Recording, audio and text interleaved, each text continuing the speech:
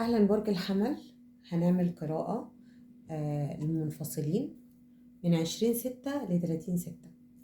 هناخد طاقة الحمل وطاقة الشريك المنفصل أو الحبيب المبتعد، مشاعره يفكر في إيه،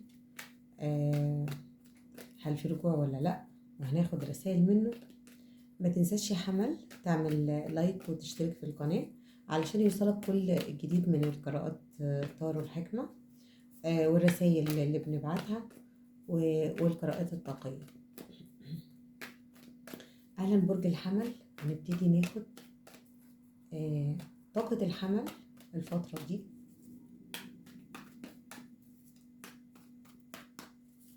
طاقة الحمل، بسم الله الرحمن الرحيم.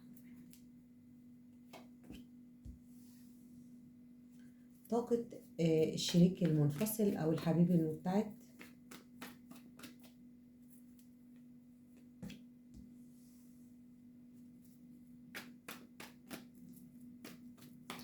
طاقة العلاقة.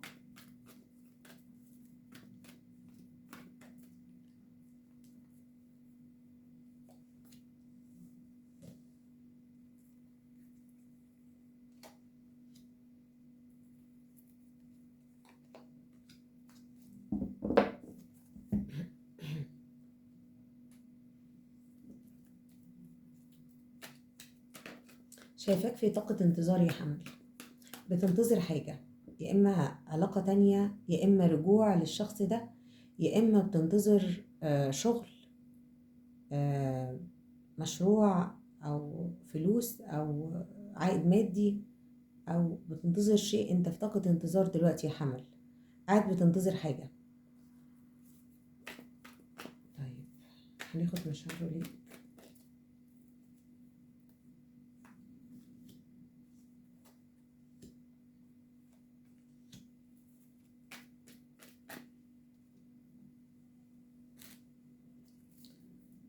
مشاعر الحمل.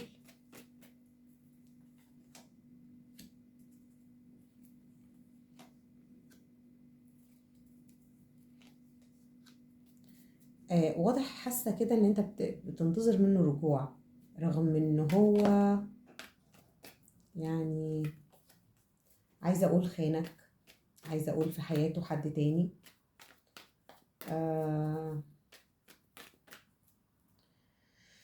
طيب ناخد توضيحات اكتر. حاسة ان في طرف تالت،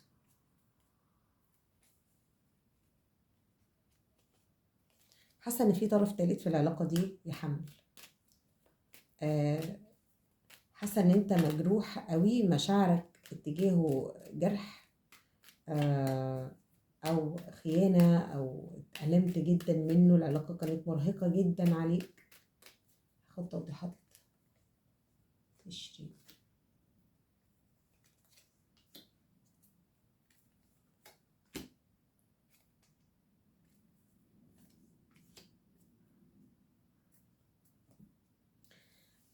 بصي يا حمل، هي العلاقة ما بينكم في الماضي كانت وصلتوا فيها ان انتوا عملتوا حاجات كتير جدا مع بعض. ممكن يكون بنيتوا حياتكم مع بعض، بنيتوا علاقتكم مع بعض، سواء كنتوا اتنين منفصلين مطلقين او انفصال قريب او بعيد. فواضح ان انتوا بنيتوا شيء مع بعض، آه، وقفتوا جنب بعض او انت وقفت جنبه. المهم ان هو في حالة بناء او عمل حاجة، او كنتوا بتحافظوا على بعض، لكن في دخول اطراف ثالثة بوظت حياتكم. في ناس دخلت وحسستك، يعني عملت انقلاب في حياتك يا حمل. حاسة ان انت كمان حياتك كانت عاجباك، كنت بتحافظ عليها، وكنت وصلت خلاص وصلت لحاجات حلوة جدا فيها. لكن الشريك او دخول حد تاني حياتك جرحك ووجعك وخلاك تبعد وتنفصل، وانت في حالة دلوقتي مش افضل شيء. انت مش في افضل حال خالص، انت موجوع، بتحاول تقف على رجلك، بتحاول تبين مهاراتك، بتحاول تكتسب حاجة جديدة. في منكو او في منكو حاول يشتغل او يبني نفسه تاني، وفي منكو ممكن يكون دخل علاقة جديدة أو حب جديد. لكن أنت برضو بتقول له أنا أتمنى تسامحني في يوم ما، يعني أتمنى تسامحني. أو أنت بتقول له كمان إن رحيله عنك كان شيء ألمك، وجعك. أنت بتحاول تلهي نفسك أو بتحاول تشغل ذاتك أو تشغل نفسك بحاجة، بحيث إن أنت ما تفكرش فيه وما تفكرش في العلاقة وما تفكرش في الجروح. بتحاول تهرب من الجروح، بتحاول تبعد عن الماضي والهادك اللي كان في العلاقة دي. مشاعره ناحيتك، هو لسه بيفكر فيك، هو لسه بيحبك، هو لسه متعلق بيك، رغم ان شريكك في الوقت الحالي يا حمل في افضل حال. الدنيا عايزة اقول ظبطت معاه، عايزة اقول ان هو آه آه واقف على رجله ومهتم بنفسه، وفعلا الحظ لعب معاه، او بقى في احسن حال، او ناجح، او حظه حلو، او في حاجات كده بيناه ظاهرة، او متألق، يعني الحظ ظبط معاه. مش عارفة ليه حاسة ان شريكك برج الحوت. اصل برج الحوت اليومين دول يعني الدنيا جامدة جدا معاه. ممكن يكون حوت، او ممكن يكون، انا شايفة حوت وشايفة برج ترابي كمان. شايفة شريك ترابي او او مائي. شايفة هوائي كمان. طيب اوكي، نكمل. آه هو بيقولك انا نفسي اعرفك ان انا ازاي انا بشعر بيك، ان انا ازاي لسه بحبك لغاية دلوقتي بكل اللي حصل. طيب اوكي، انا حاسة ليه ان انت ندمان ان انت سبته يا حمل. حاسة ان انت كنت موافق انه يجرحك عادي وان انت تكمل معاه، او كنت يعني كنت ممكن تتغاضى عن حاجة زي كده وتكمل. حاسة قلبي بيقول لي انك ندمان. طيب هو حاسس ايه ناحيتك دلوقتي برضو؟ هو شاعر آه، برغم ان انت كنت احلى حاجة في حياته وحاجة جميلة جدا في حياته، وبرغم ان انت آه، كنت ممكن تكون وش الخير عليه، وش السعد عليه، وكنت تكون الحاجة الحلوة اللي ربنا كرمه بيها، وقفته على رجله او وقفت جنبه لغاية ما بان وظهر، وكنت داعم ليه بحب.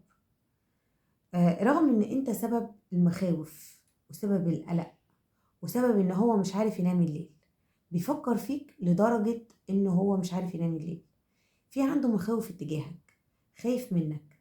ممكن يكون خايف من غضبك، او خايف او قلقان من بعدك، او بيأنب نفسه انه ممكن يكون غلط فيك او جرحك او دخل علاقات تالتة حياتكم، او ان هو يكون السبب ان هو بعدك عنه، او خلاك بعد كل الحب اللي كان ما بينكوا او العلاقة كانت كويسة، ان انت تبعد عنه، تضطر تبيعه، تضطر تنساه، تضطر يحصل ما بينكم مشكلة كبيرة ويحصل انفصال.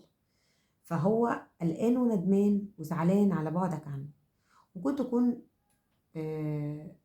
حاسة ان ممكن تكون عارف اللي هو الناس اللي بتدخل تفشكل حياة ناس كانت عايشة في حالها، كانت عايشة مبسوطة، كانت كويسة، سواء كان ارتباط أو خطوبة أو جواز، وتبقى مع بعضها جميلة لغاية ما يظهر الشخص اللي يفركش الحياة دي. طيب نكمل. آه يا حمل، ما تنساش يا حمل تعمل لايك وتشترك في القناة عشان يوصلك كل جديد يا حمل. طيب هناخد هو شايفك ازاي وشايف نفسه ازاي. هنقول شايفك ازاي الأول. شايف الحمل ازاي؟ شريكك المبتعد شايفك ازاي يا حمل؟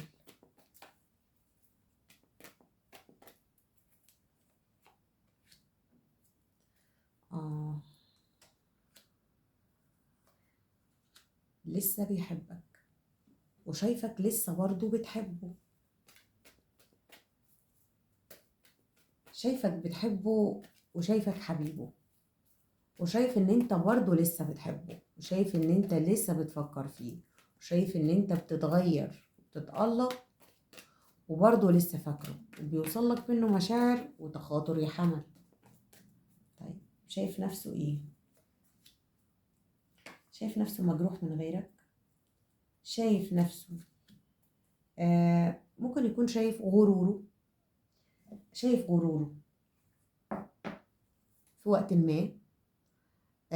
شاف نفسه عليك قوي، الايجو بتاعه عالي عليك قوي. شاف نفسه ان هو قمعك او سيطر عليك، او اثر عليك او ضغط عليك في شيء انت ما كنتش عايزه، خلاك تمشي وتسيبه، خلاك تبيعه رغم الحب اللي ما بينكم. شايف ان هو قسي عليك قوي وكان ديكتاتور، كانش بيديك فرصة ان انت تدافع عن نفسك او بيكبتك. والحمل من الناس اللي بتحب تتكلم وتدافع عن نفسها. الحمل حد اكتف جدا، نشط جدا، ما يحبش حد يقفل له بقه او حد يضغط عليه او يسيطر عليه اصلا. انا شايفه ان برضو ظهر لي طاقه حمل قدامي، ممكن شريكك يكون حمل زيك يا حمل، او برج ناري. يعني ممكن يكون حمل او اسد، او حساب برج ناري، حمل او اسد. آه، طيب ماشي نكمل القراءه.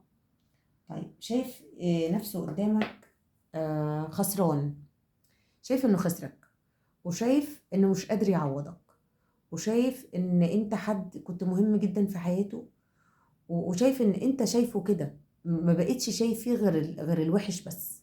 ما بقتش عارف تغفر له، ما بقتش عارف تسامحه، ما بقتش شايف غير الحاجات الوحشة اللي عملها فيك. كمان شايف نفسه قدامك ان هو يعني كان الشيء الحلو اللي في حياتك، وكان الداعم بتاعك، وكان شريكك، وكان البداية اللي انت كنت بتبتديها في حياتك، وبدايتكم مع بعض كانت كويسة. وشايفك بتحبه، وشايفك نصه التاني، وشايفك بتتغير عليه. يعني عايزة اقول شايف تغيراتك. ممكن يكون بيشوفك على الميديا، او بيتابع اخبارك على صفحاتك. بيشوف ان انت بتتغير، بيشوف ان انت بيتابع مثلا ستوري، او بيتابع اخبار انت بتنزلها. وشايف تغيراتك. شايف ان انت وعيك اتغير، وشايف ان انت اتعلمت من الدرس، وتعلمت من اللي هو عمله فيك، وشايف ان انت ابتديت تحط لنفسك حدود.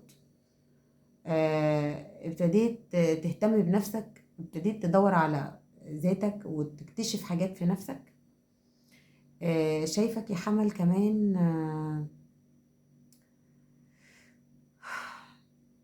حاسه شايفك ظاهر، يعني ابتديت تظهر، او ابتديت تقف على رجلك. آه طيب هناخد كمان هل في تواصل ما بين الحمل وشريكه؟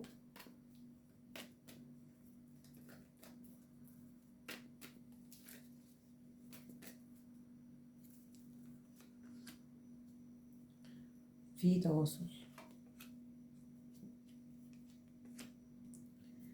في تواصل، في تعلق روحاني ما بينكم انتوا الاتنين. في تواصل روحي، في تعلق، انتوا الاتنين متعلقين ببعض، انتوا الاتنين بتلفوا وتدوروا، يعني ترجعوا لبعض ازاي. انت بتنتظر وهو بيدور عليك الفترة الجاية، انت بتمشي هو بيدور عليك بيجيبك، هو بيمشي انت بتفكر فيه. عارف اللي هو بتلفوا حوالين بعض شوية. انت اتوجعت منه فبتحاول ان انت تبعد شوية. بتراقبه، هو بيراقبك، بتبص عليه، بتشوفه بيعمل ايه، بتسمع عنه اخبار، بيسمع عنك اخبار. في طاقة تعلق ما بينكم انتوا الاتنين. يعني احتمالية ان انتوا ترجعوا ممكن ترجعوا بشكل تاني، بوعي تاني. ممكن ترجعوا لما انتوا الاتنين تتغيروا وتتأكدوا ان انتوا اتغيرتوا. ممكن يحصل ما بينكم تبادل لحب جديد من نوع اخر، يعني او من شكل جديد. انت ممكن تكون اتعلمت الدرس، وممكن تكون حطيت حدود في وقت انت ما كنتش حاطط فيه حدود. ممكن تكون ان شاء الله يعني هيكون في ما بينكم تواصل. حاسه ان فيها تواصل العلاقه دي. هاخد رساله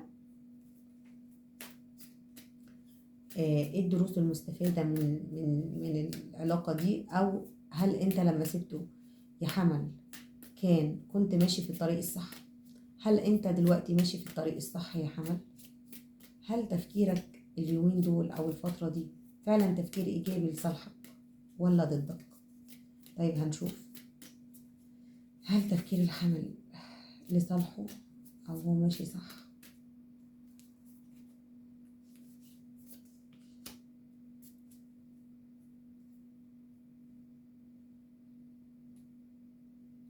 بصي يا حمل، انت ما كنتش حاطط حدود لنفسك الفترة اللي فاتت، وعلشان كده انت اتأذيت، وانت كنت مفرط في حقك زي ما بيقولوا، وما كنتش عامل حدود لشريكك. كان بيتعدى حدوده عليك عادي، كان بيجي عليك عادي، لدرجة انه خانك عادي، دخل حد طرف تالت في حياتك عادي، جرحك عادي، عرف عليك ناس عادي.